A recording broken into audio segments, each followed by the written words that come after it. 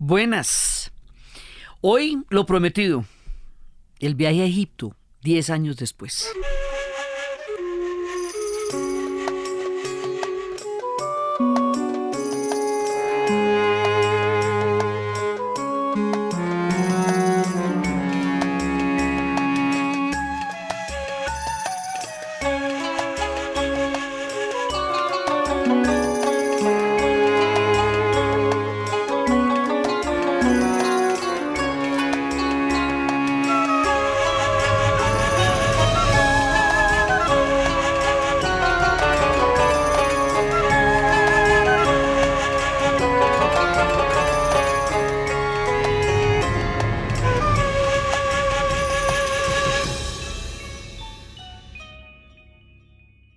Bueno, este es un viaje personal.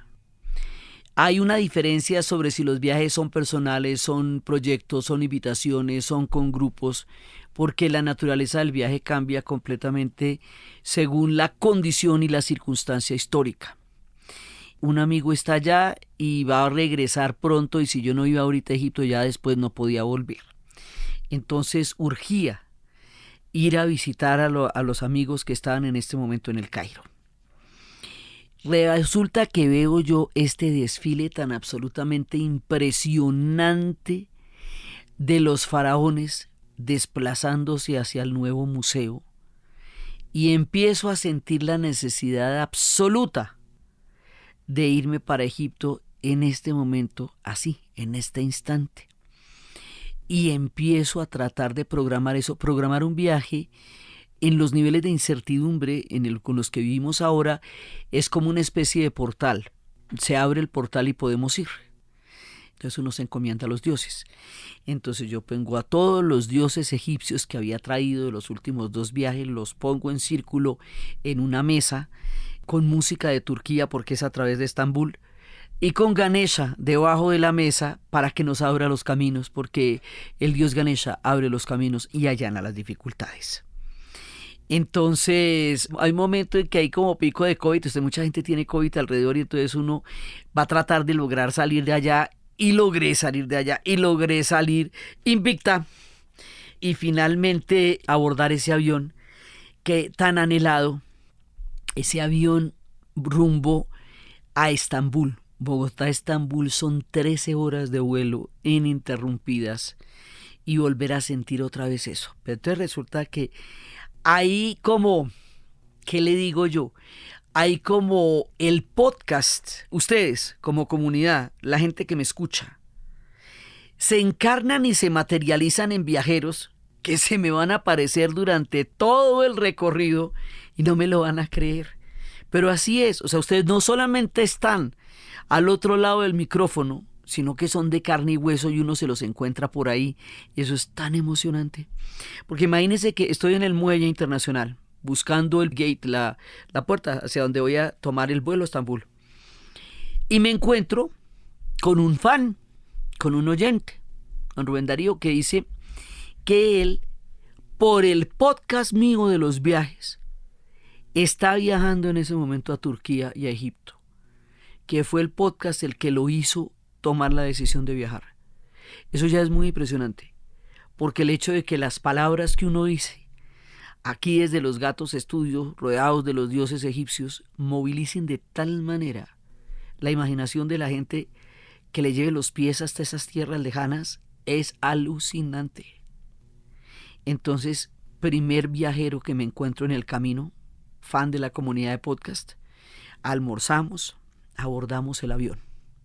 Cuando abordamos el avión rumbo a Estambul, en el asiento contiguo a mí, hay un chico egipcio, enamorado de una paisa, tratando de cuadrar su vida entre el Cairo y Medellín.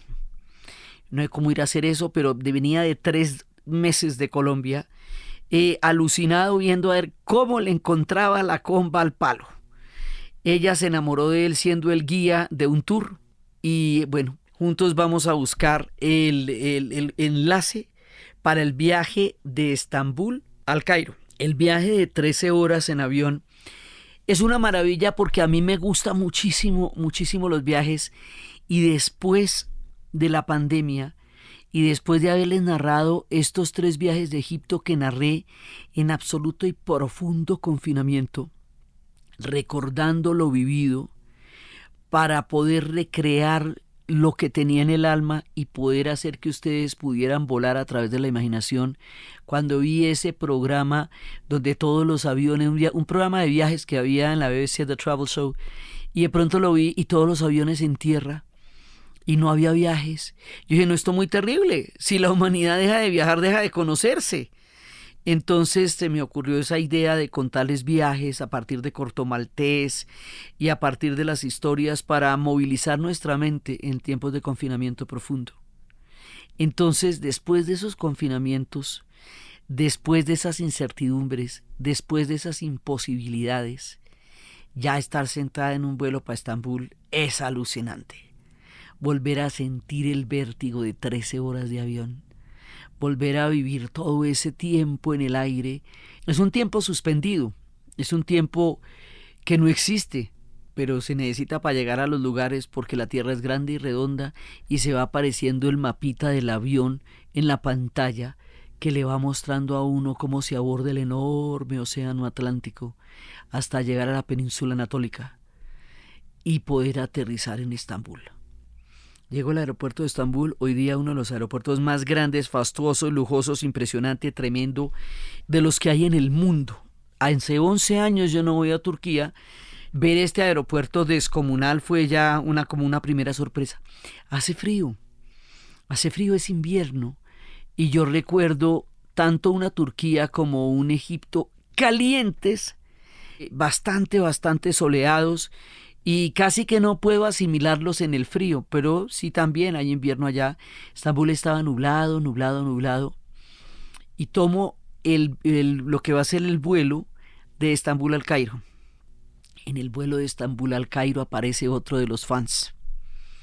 Este es un hombre que vive en Alejandría y trabaja en una empresa petrolera y está viviendo allá en este momento. Se llama Carlos él. Y es fan mío. Y resulta que escucha los podcasts en Alejandría. Y uno dice, bueno, esto está muy loco. Y entonces finalmente llego al Cairo. En el Cairo me encuentro con el que fue el guía de hace 10 años, mi primer punto de referencia. ¿Qué sería de él ahora? Ese muchacho de la plaza de Tajarir, que fue nuestro guía cuando había pasado un mes de la revolución, cuando recién Egipto despertaba de un gran movimiento social que se me había quedado en la imaginación y que se me había quedado en el alma, impregnando los relatos del viaje anterior. Entonces hay muchas preguntas. Y no quiere decir que les traiga respuestas, ni crean. Les traigo más preguntas. Entonces, porque es la historia, y sobre todo la historia de los egipcios, se mide con otras varas y tiene otros tiempos. Y se mide con otros esquemas que no terminamos de comprender nosotros muy bien, porque es compleja, profunda, enorme. Y no es nada simple, o sea, las afirmaciones tajantes sobre Egipto están llamadas siempre a ser de lo más imprecisas.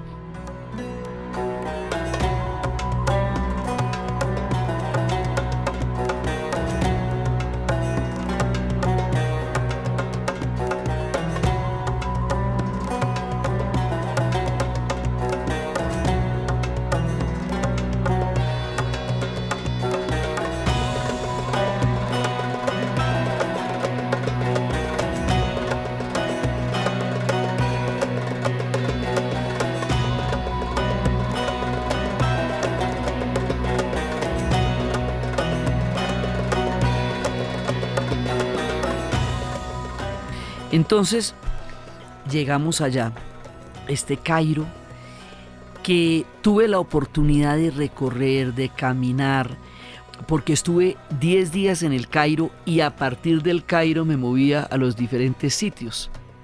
Entonces, el poder caminar el Cairo con la tranquilidad con la que tuve, fue una manera muy bonita de involucrarme con una ciudad que me resulta absolutamente fascinante. Son entre 25, hay gente que dice que son 20 millones de habitantes, hay gente que dice que son 25, hay gente que dice que son 30, Pero de 20 para arriba esto ya es de dar alarido, ¿sí me entiendes? O sea, imagínese una ciudad de 20 millones de habitantes que tiene un nivel de caos vehicular como el de Bogotá, pero el doble de la población. O sea, esto es la locura furiosa. Pero ellos no son agresivos. No se nombran la madre ni se detienen a insultarse. Mi amigo decía que era un poco por el alcohol, eso es una hipótesis. Bueno, ellos no beben, es una sociedad musulmana, no beben. Entonces, pues, puede ser una posibilidad. Pero el asunto es que el caos no es un caos agresivo. Es simplemente un caos enorme, descomunal, caótico, pero no es agresivo.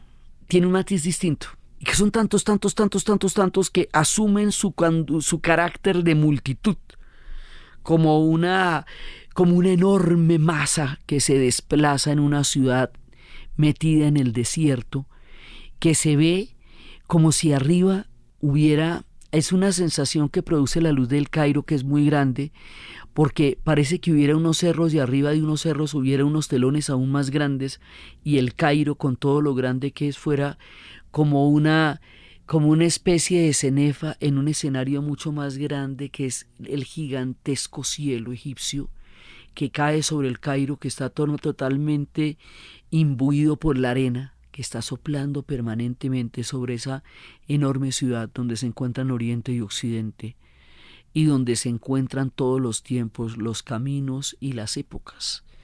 Una arena amarillenta que es el mismo color que tiene toda la ciudad, tanto los grandes monumentos como las viviendas comunes y corrientes donde vive la gente, que están todos mezclados. Entonces, al lado de una cosa están los grandes monumentos, y resulta que todo es de ese color, de ese color amarillo arena, toda la ciudad.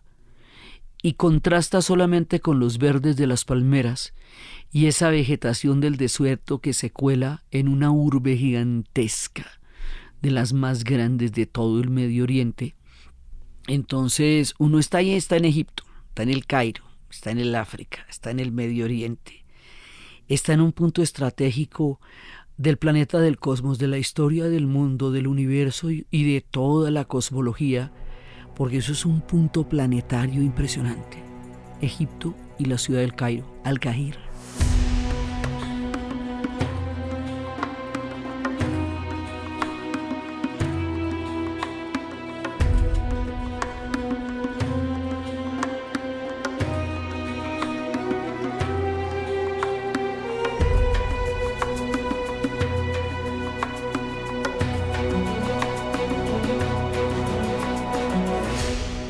Llego al Cairo, me levanto por la mañana, abro la ventana de mi habitación, estoy en un balcón y enfrente tengo el Nilo. Y uno dice, no, pero ¿qué es esto? ¿Qué cosa tan impresionante? Ahí está el Nilo. Y una cierta arquitectura republicana, de esa onda republicana de la época en que los ingleses estuvieron allá. Hay una exquisita decadencia en el Cairo, vetusta, literaria, legendaria. Digamos, incluso el lujo es vetusto de alguna manera. Nada permanece mucho tiempo nuevo, porque las arenas a todo lo cubren y a todo le dan ese toque antiguo, así sea supermoderno. Hay una gran intervención urbana en este momento en el Cairo. Le metieron plata a ese país, toda la plata del mundo. Entonces hay enormes avenidas, una malla vial absolutamente impresionante. Y las calles son tan caóticas y tan llenas de piedritas como nuestras calles.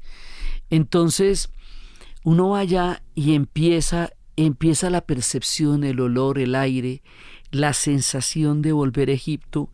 Para mí, regresar a los viajes es como regresar a lugares donde yo de alguna manera siempre estoy, y atravesar las grandes aguas, los grandes cielos, atravesar el otro lado del mundo para volver a un lugar del que siempre siento que nunca me he ido. Es una de las cosas absolutamente mágicas para mí de viajar, que constituye un acto de ser, y llegar al Cairo.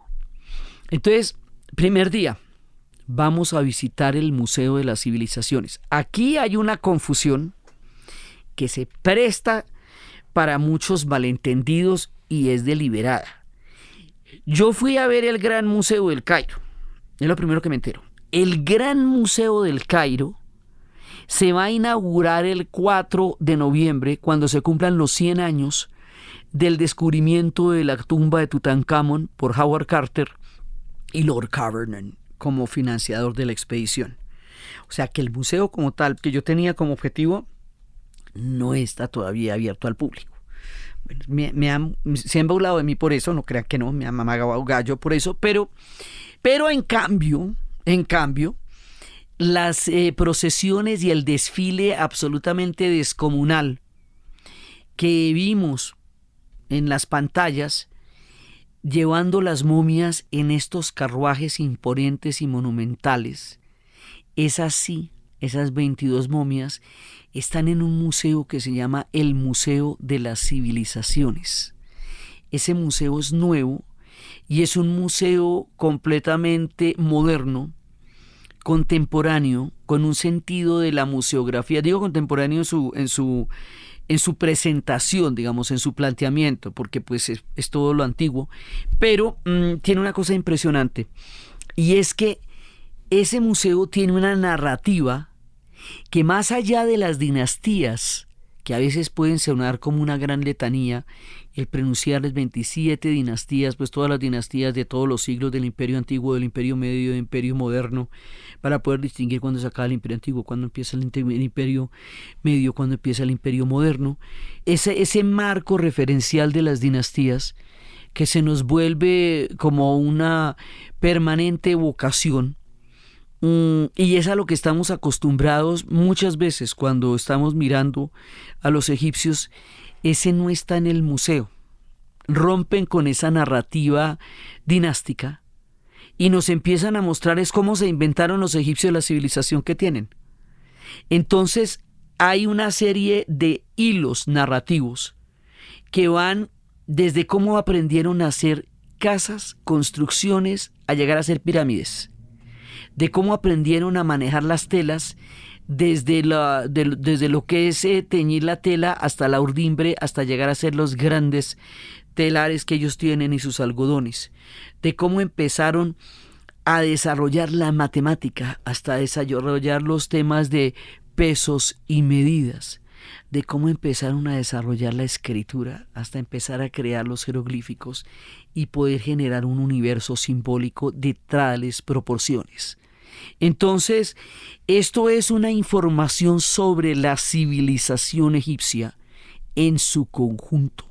Entonces, la primera parte es predinástica, es decir, ya es muy arcaica, paleolítica, en donde están casi digamos como en las cuevas, y empiezan a verse las primeras construcciones en donde la mano de la humanidad interviene.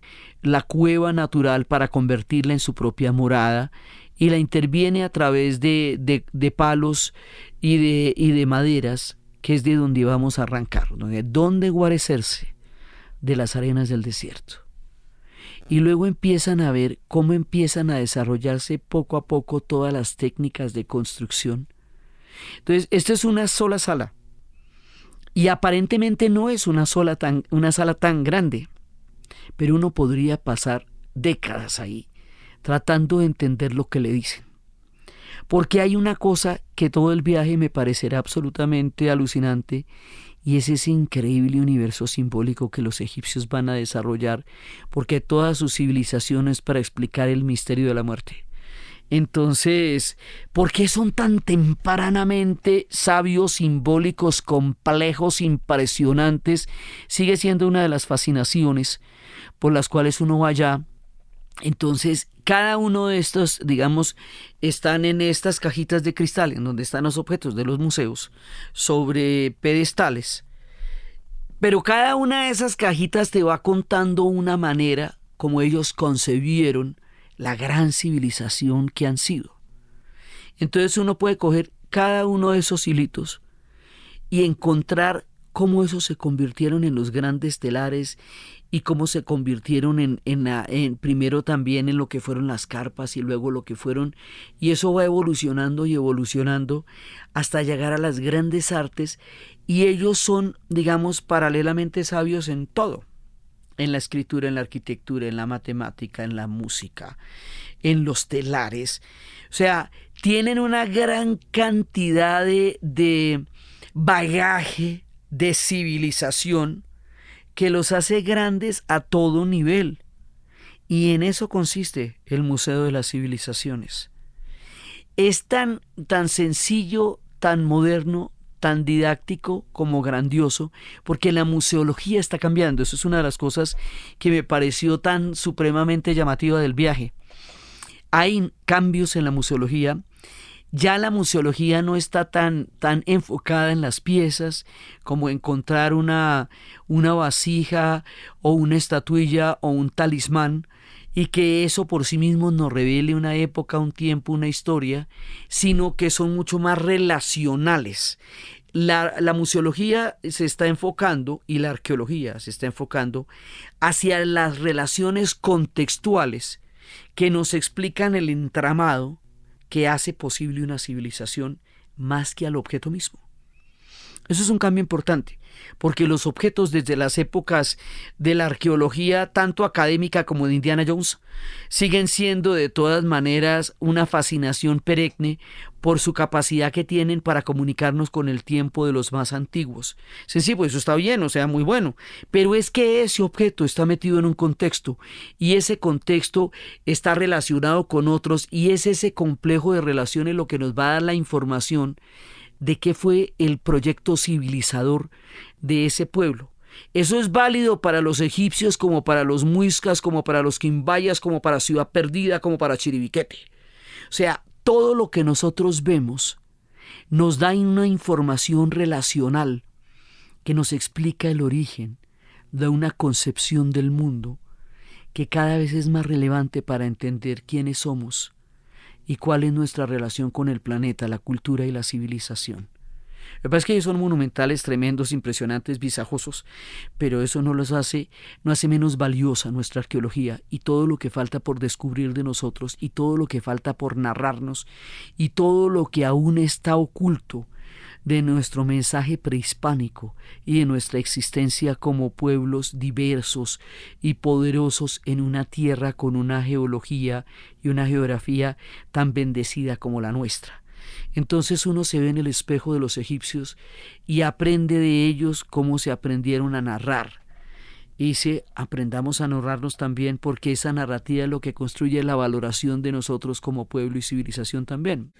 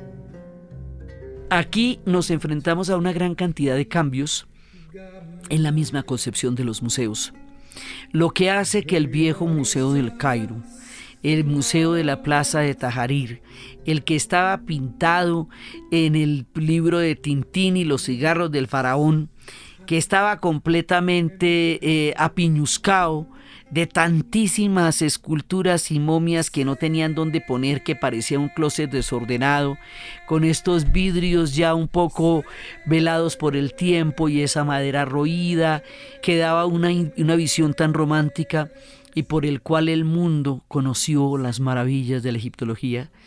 Ese museo lo están remodelando. Hay un plan muy grande para ese museo, pero por ahora están cambiando todo de un lado para el otro. Ya sacaron lo de Tutankamón de ahí, todo lo están poniendo por el Museo Grande, Y entonces, bueno, se conocieron a otro combo que se llaman Tuyo y Tuya, una pareja que también encontraron una tumba que tiene una cantidad de información, porque ellos son infinitos, o sea, la egiptología es infinita. Y vamos a durar descubriendo cosas de los egipcios, probablemente más de lo que duremos como civilización nosotros. Este es un excelente momento para ir, porque hay un renacimiento en el tema, la cosa más impresionante, porque a partir de las pandemias y a partir de todo lo que han atravesado los egipcios en las últimas épocas, de las rebeliones, el turismo cayó, y eso es la fuente fundamental de vida de los egipcios junto con el paso del Canal del Suez. Entonces, bueno, a partir de ahí a ellos les ha tocado pues hacer de tripas corazón para seguir existiendo. Y por un lado hay una cosa que están haciendo ahora que es maravillosa, que también lo están haciendo en Kenia, que se llama la Museología Nacional. Y es que pusieron precios extraordinariamente cómodos y todos los egipcios pueden ir a todos los monumentos. Y por primera vez uno ve buses llenos de egipcios, papá, mamá y abuelitos, yendo a ver la Esfinge, yendo a ver las pirámides, yendo a ver todos sus tesoros, y en esa medida están haciéndose una apropiación de su historia. Me mostraban un selfie de un pelado con Ramsés en una estatua de un museo, o sea, un chico bastante posmoderno egipcio haciéndose su selfie con Ramsés. Eso ya es sentirse que él y Ramsés son compas, a 4.000 o 5.000 años de diferencia. Entonces resulta que hay una nueva manera de admirarse los egipcios, porque normalmente lo que uno veía era buses y buses de turistas europeos, porque normalmente esto se explotó desde una perspectiva colonial durante mucho tiempo. Entonces ahora hay un sentido de la apropiación de los egipcios sobre este legado tan fundamental que tienen, que no solamente lo tienen en la piedra, sino que lo tienen en la cultura. Entonces veo este ultramoderno museo, y debajo de ese museo uno baja las escaleras de esta sala única, que además va a terminar en la civilización islámica, que es una civilización bastante poderosa y que se ve muy bella también en el museo. Usted baja las escaleras y ahí están las tumbas, y en esas tumbas están las 22 momias que trasladaron en esos enormes y gigantescos vehículos adornados con toda la inmortalidad. Y entonces resulta que ahí estoy. El viaje estuvo lleno de amigos. Entonces ahí estoy con Juliana, que me llevó ese día a contarme esas historias, y estoy conversando con ella, y en el momento que yo estoy hablando con ella se me acerca un hombre argentino y me pregunta si yo soy esa que él tiene en el celular. Resulta que este hombre es un muchacho que le está dando la vuelta al mundo en bicicleta, y que le está dando la vuelta al mundo en bicicleta oyendo los podcasts míos. Esto ya me parece alucinante, o sea, esto ya se sale de todo nivel, porque no hay manera de que uno se imagine eso.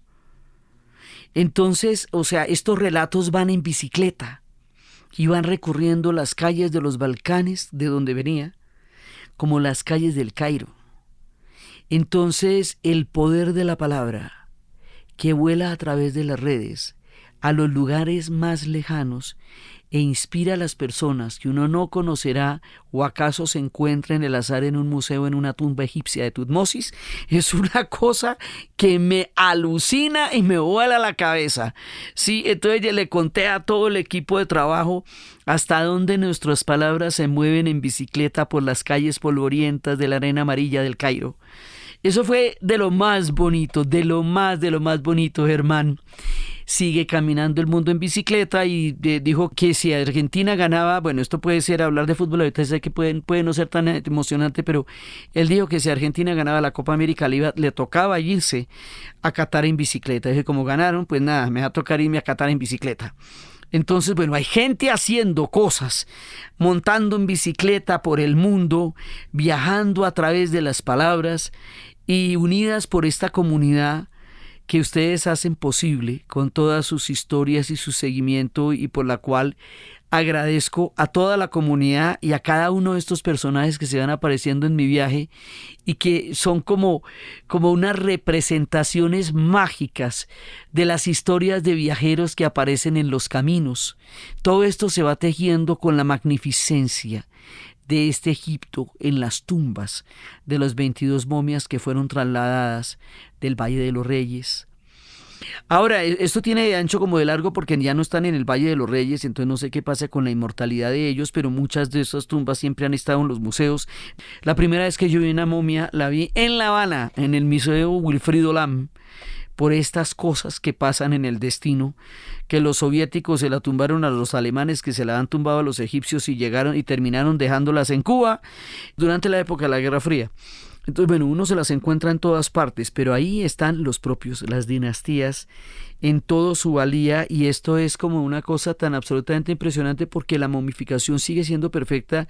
Esta gente tiene pelo y tiene uñas, ¿sí? Y eso no deja de ser muy impresionante con el paso del tiempo y todo lo que pasó y todos los dioses que descubrimos también. Entonces, los primeros días son la visita a estos dos museos, al Museo de las Civilizaciones, que en rigor fue por lo que fui, no es el grandote que van a inaugurar el día de los 100 años de Tutankamón, pero sí es aquel donde se albergan las momias y hay una narrativa de la civilización egipcia verdaderamente descomunal. Entonces, todo el tiempo estamos viajando al egipcio antiguo, que se va a ir develando en toda su magnificencia, pero estamos en el Egipto actual y las épocas se juxtaponen en este Egipto tan antiguo y tan poderoso y también tan moderno. Siempre Egipto produce esa enorme fascinación de ser una especie de crossroads, como de caminos entre todos los puertos de la historia.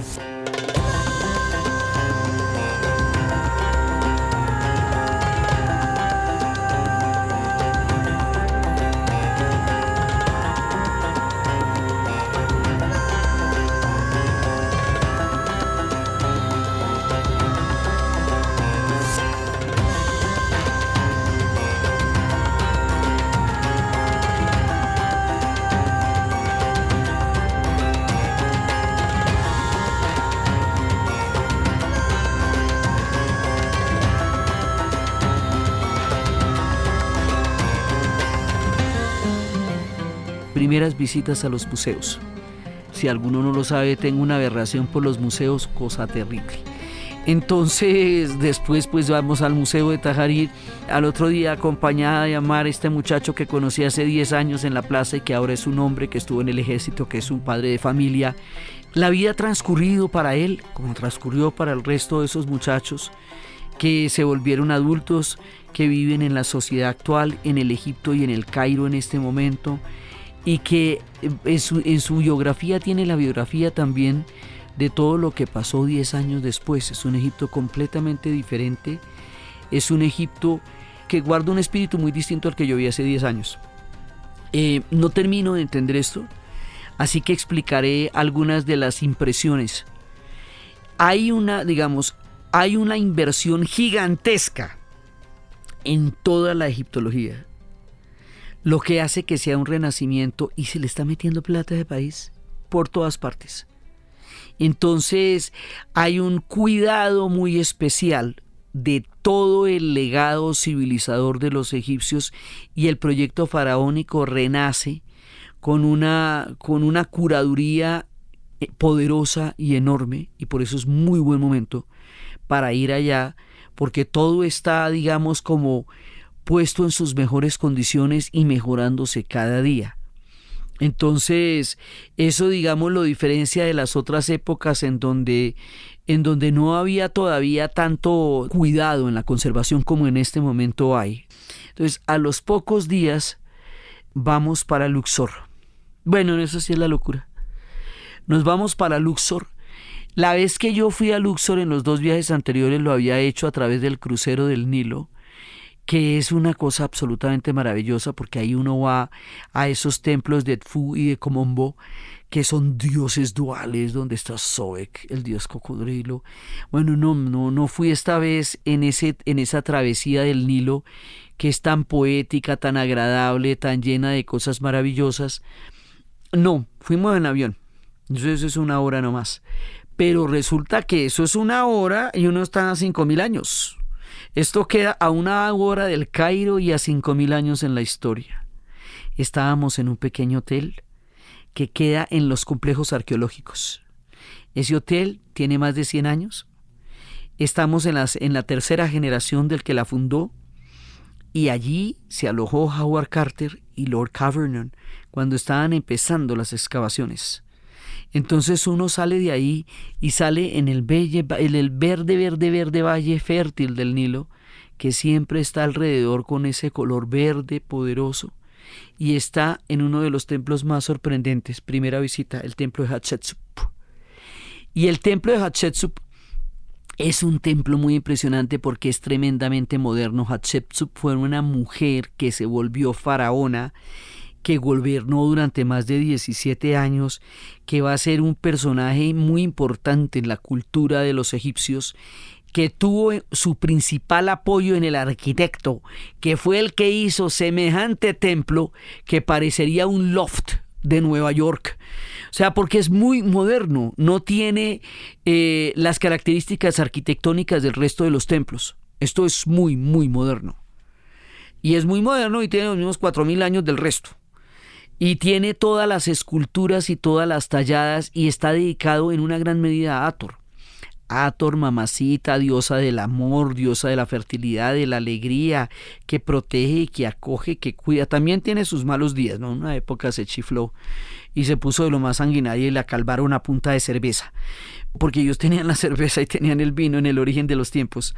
Bueno, pero ella y Hatshepsut eran como bastante llaves, y uno la va a ver. Entonces son todas las inscripciones de los jeroglíficos, aún con colores originarios algunos, cubiertos sobre esta arena y rampas, que significan ese templo de Hatshepsut, que nos va a dar una idea de la modernidad de la antigüedad y el poder de una mujer faraona que después intentó ser borrada de las inscripciones de los templos y la historia, pero que después la misma historia recuperó, y ahí está su templo. Entonces nosotros estábamos al lado de los grandes complejos de los templos.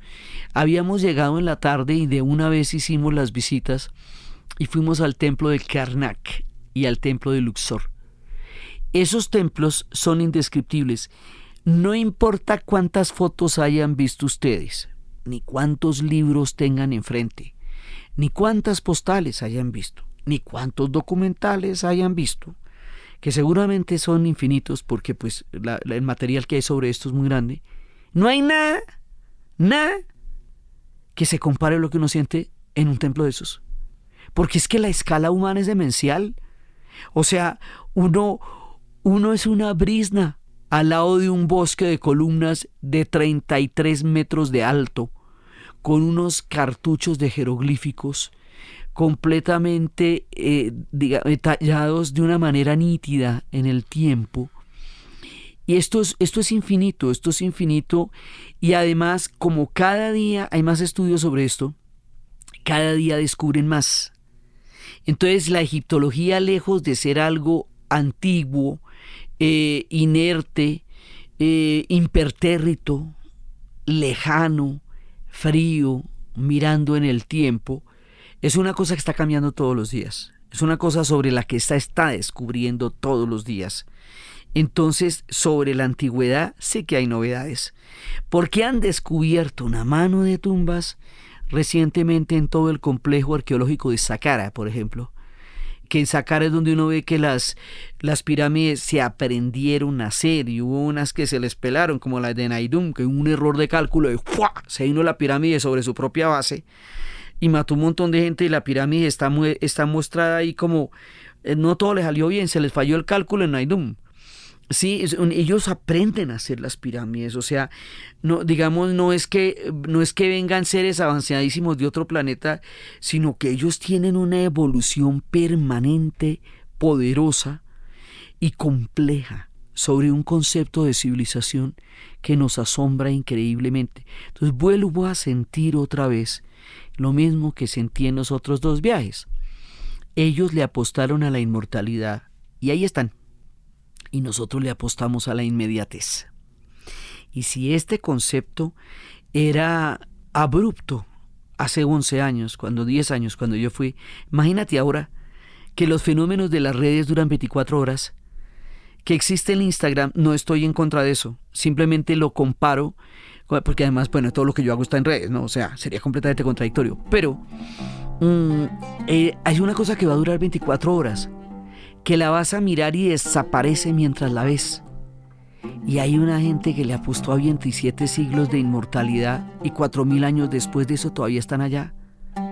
Entonces, me da esa sensación que siempre me persigue cuando estoy con los egipcios, de que de nosotros no va a quedar absolutamente nada al paso del tiempo y ellos seguirán ahí. Y si sobrevivimos a todo lo que sobreviviremos y alguien llega y se pregunta quiénes fuimos, probablemente lo único que encuentre sean los egipcios, que seguirán ahí.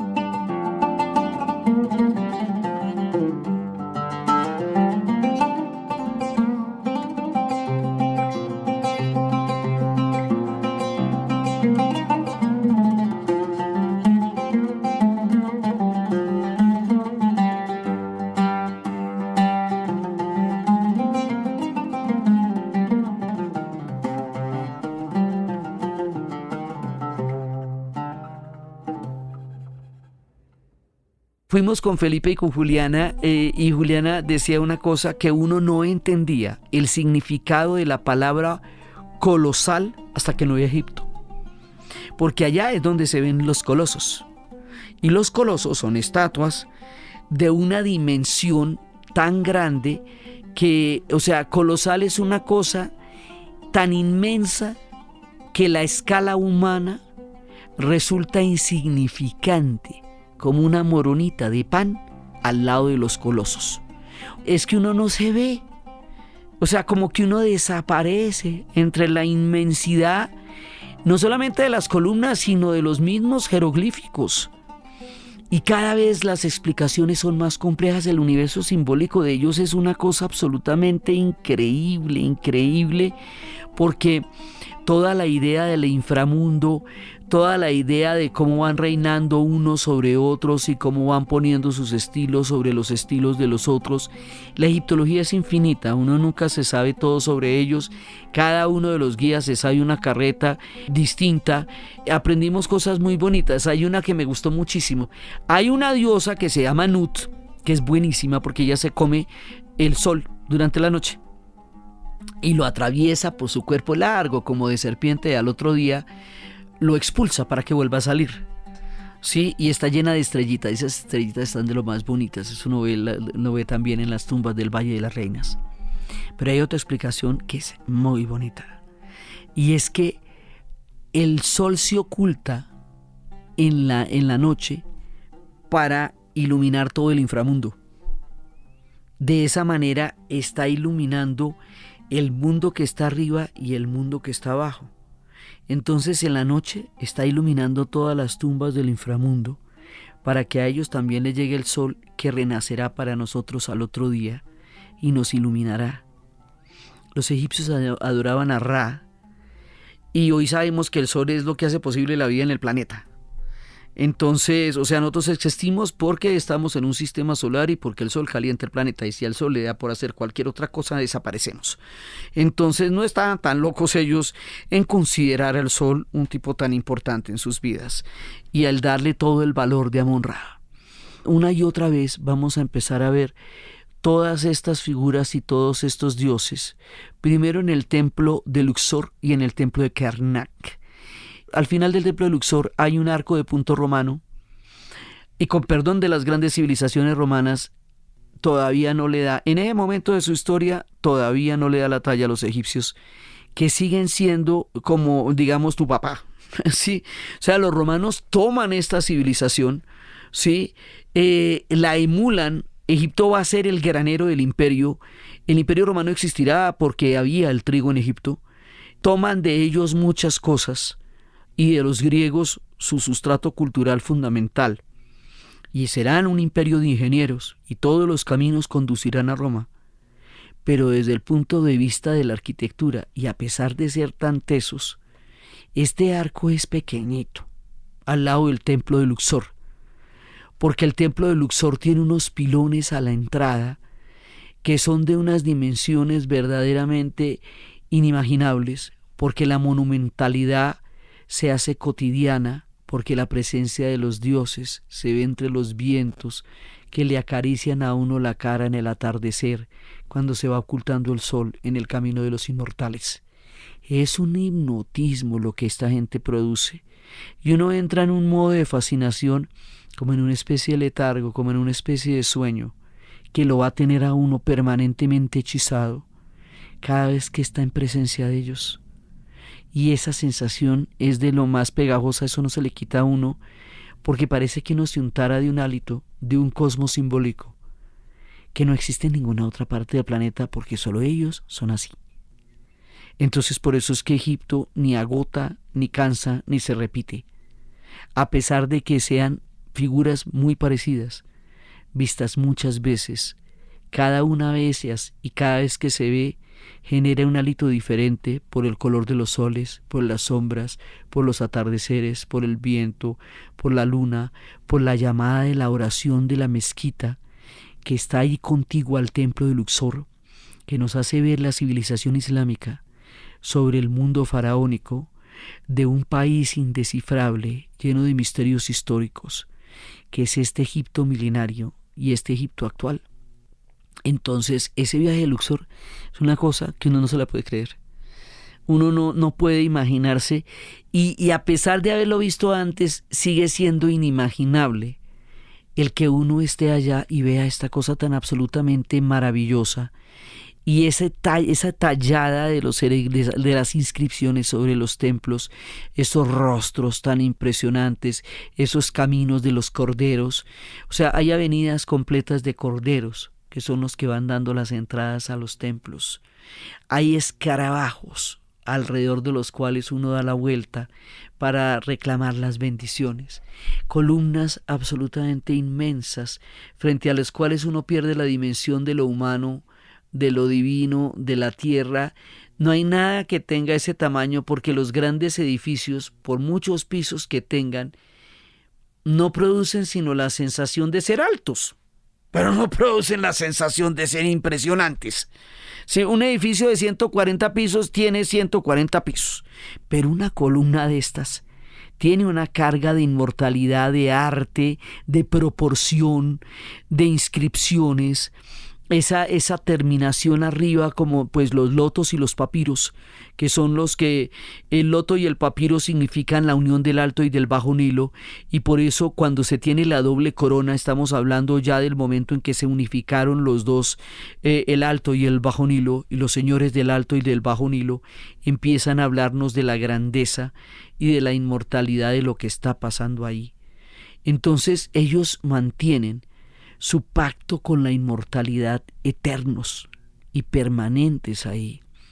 Ese viaje a Luxor es absolutamente alucinante. Luxor es una ciudad populosa, con grandes avenidas y pequeños rincones, llena de gente por un lado, por otro, con todas las...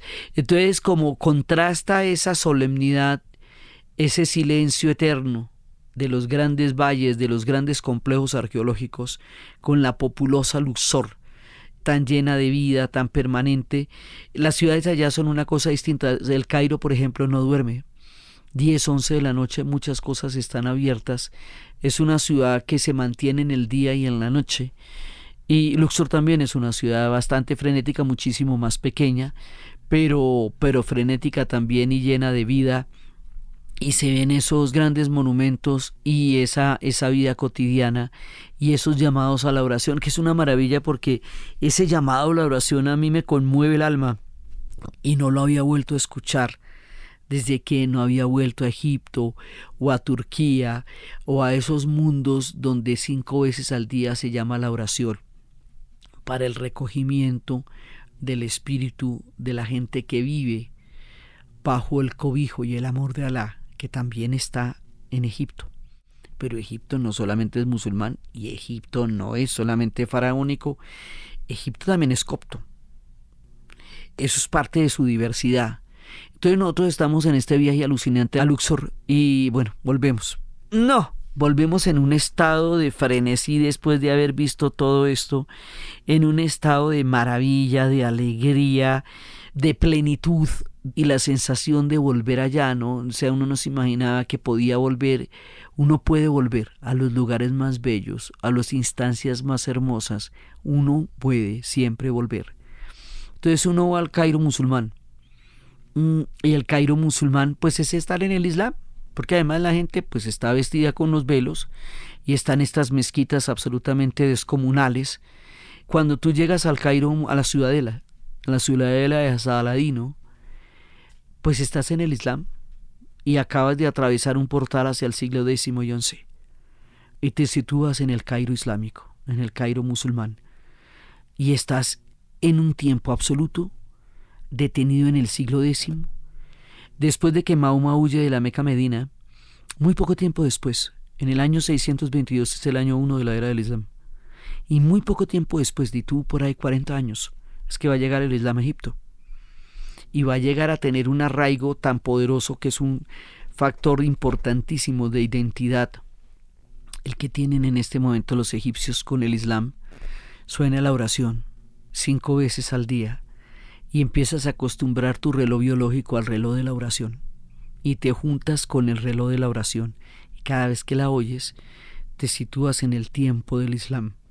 Y cuando estás en la ciudadela y se ve la luz infinita del Cairo y se siente la presencia del Islam en esas enormes mezquitas rodeadas de misticismo y silencio, en ese punto donde el Cairo musulmán es monumental también, es gigantesco, es grandísimo. Son miles de personas en oración las que se pueden encontrar en esas mezquitas del Cairo musulmán y de la ciudadela, donde está la ciudadela de Salah al-Din, de Saladino, que es el que crea el proyecto Cairo-Damasco. El proyecto, digamos como la esencia del proyecto árabe, va a ser ese Saladino. Y es donde alguna vez les conté que nos encuentra uno con la tumba del Shah de Irán en un mármol verde, que es uno de los más costosos del mundo, porque terminaron dándole asilo allá por un tema más persa que moderno. Entonces, esta gente es muy antigua, entonces tiene relaciones con la antigüedad muy extrañas y muy distintas a las que uno se imagina. Está el Cairo musulmán, pero así como es de amplio, de grande, de gigantesco, también monumental el Cairo musulmán, así es de críptico y así es de recovecudo y así es de estrecho y así es de misterioso el Cairo cóptico. Porque los coptos, que son los cristianos egipcios, lo son desde el principio de los tiempos, porque allá estuvo María con José cuando estaban huyendo con el niño Dios de Herodes y todo eso. Entonces eso también es un territorio bíblico y también es un territorio sagrado. Y eso también es una parte de la formación del cristianismo, y el cristianismo va a llegar primero a Siria, y va a llegar primero a lo que hoy es Líbano, y va a llegar primero a Egipto, mucho antes de que llegue a Roma, y va a llegar a Anatolia, y va a llevar a Turquía, y después va a llegar a Roma. Pero como en Roma el imperio se va a cristianizar, y esa parte de la cristianización del imperio, que Occidente entra en contacto con el cristianismo de la manera que lo hizo, parecería que en Roma se lo hubieran inventado. En Roma lo volvieron oficial, pero él es del antiguo Oriente.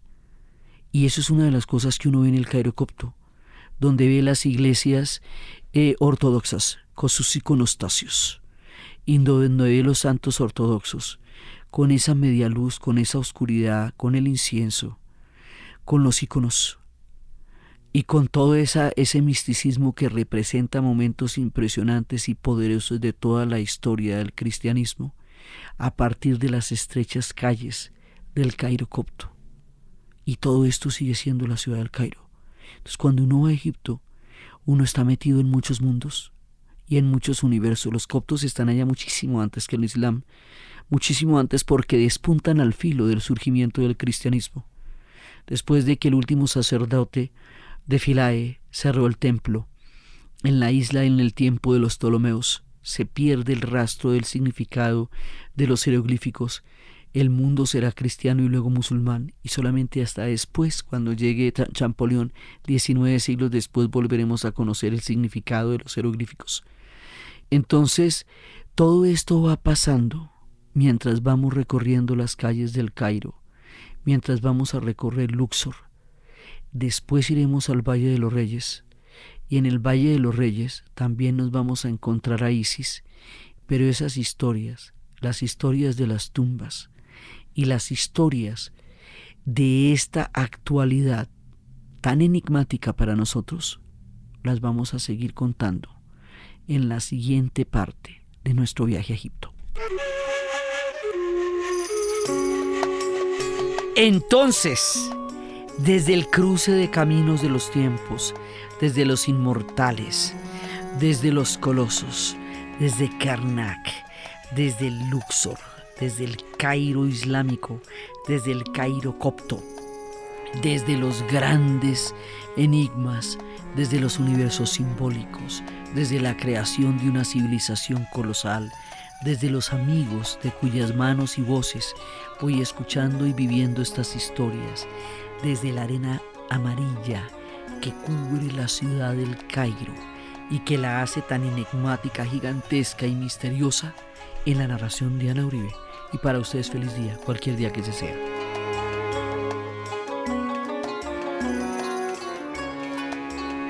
Este podcast fue posible gracias al equipo de la Casa de la Historia: Diana Suárez, Milena Beltrán, Arturo Jiménez Viña, grabado en Los Gatos Estudio, la edición y la musicalización de Eduardo Corredor Fonseca, de Rueda Sonido, y siempre con la ayuda fuerte y poderosa de Santiago Espinosa Uribe y Laura Rojas Aponte del podcast Cosas de Internet.